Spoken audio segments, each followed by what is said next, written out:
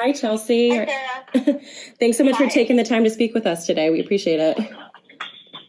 Oh, yeah, thank you. You're coming to Grand Rapids, Michigan for 2 shows for your stand-up tour in support of your new book, Life Will Be the Death of Me, which is described as a funny, sad, super honest, all-true story of your year of self-discovery. Tell me about your live show and how the book ties into what audience members could expect to see. Material from the book I thought was more appropriate for a conversation rather than stand-up. And then as I was doing my dates, I did about 20 of those, and I was like, wait a second, this is a stand-up show. This is just like every other book I've ever written, but it's just more serious. So the challenge was to take these subject matters and make them, into stand-up material, and it was much easier than I thought it would be. It really is gratifying to take such, a serious subject matter and make it fun and make it funny, which is really important for me to be able to do. Now, you're open about your cannabis use, whether that's through smoking or edibles, and you're on the cover of the latest Green Entrepreneur magazine. What effect does cannabis have in your life, and why do you think it's important to destigmatize it?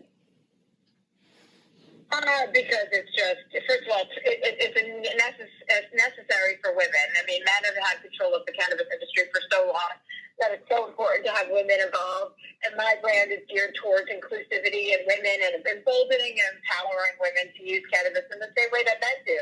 And now with the legalization that's sweeping the country, it's about microdosing. It's not about being blot out and high out of your mind. It's about being a more highly functional person. In the last 2 years, while I've been discovering and working on my cannabis line, I've written a book, I've done a book tour, I'm doing a stand-up tour, I shot a documentary. It's like the whole stigma behind what cannabis does and making you lazy, and it's all just nonsense, and it's not applicable anymore because there are ways to control cannabis, and I'm all about people learning how to use cannabis, not having cannabis use them. Now, in this ridiculous and insane world that we're currently living in, how do you balance being informed and engaged with self-care and maintaining your sanity along the way? Well, I leave the country a lot. That helps my sanity. I just got back from my Australia, New Zealand days, and I took a vacation to Portugal, Spain, and it's hard to remain sane in the environment we're in, but it's really important because if you're not sane, you're not of use to any other people. You've got to kind of keep your act together and focus on what you can do. And I think so many movements have come from this administration, and there's so much positivity. And, I didn't think I was going to do stand-up again because I didn't think I had anything new to say in that medium.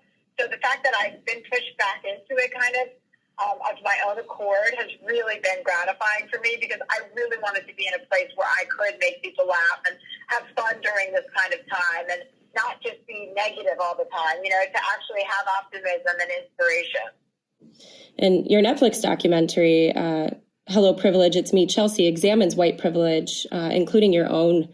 And from your experience, how could white women speak to other white people who may not believe that white privilege is real about examining their own privilege?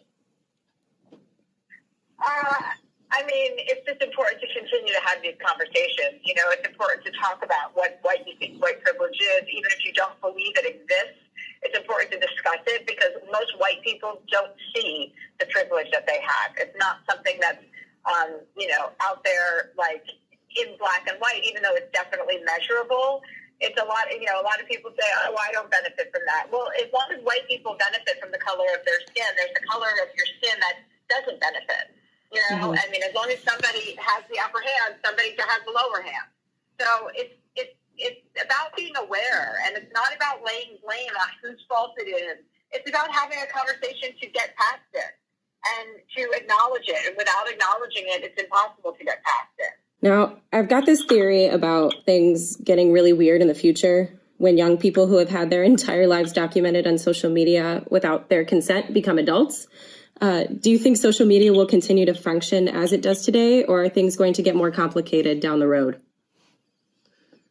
I don't know. Social media has turned into a real show, so I don't know what the hell's going to happen with it. But it's defining a lot of, industries, and it's leading to lots of great things and lots of terrible things. So obviously, it's going to be.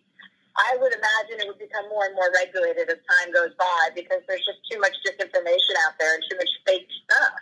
Now, Chelsea, you're known for being really transparent and open about your life. And some people probably think they know all there is to know about you. What might people be surprised to learn about you that they might not already know?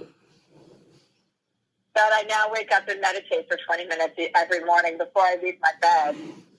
Oh, wow. Was that hard to get into, or did that come natural when you first started doing that? No, there's nothing natural about it. It's still unnatural, but I just make myself do it every single day. Yeah, I've tried. It's hard. It's hard. It is hard. It is hard. But it changes your life in a way where, you just become less reactive and become more present. And for me, I was really not present. I was on my phone all day long, constantly on social media or emails or I just wasn't living my life in the moment and being present with every person I was having a conversation with. I allowed everything to annoy me, and it was in a constant state of agitation. So I needed to get control over that, and meditation definitely helps with that. So it's good. It's a good tool before I go on stage, too. So, when you get nervous and you get riled up, it's important to remember that means you care, A, and that there are tools to calm yourself down so that you can be in the moment and you're not, shooting yourself in the foot. Well, Chelsea, thank you so much for taking the time to speak with us. We're huge fans of you at West Michigan Woman, and we're looking forward to seeing you when you're in Grand Rapids. See you there. Thanks. Bye-bye.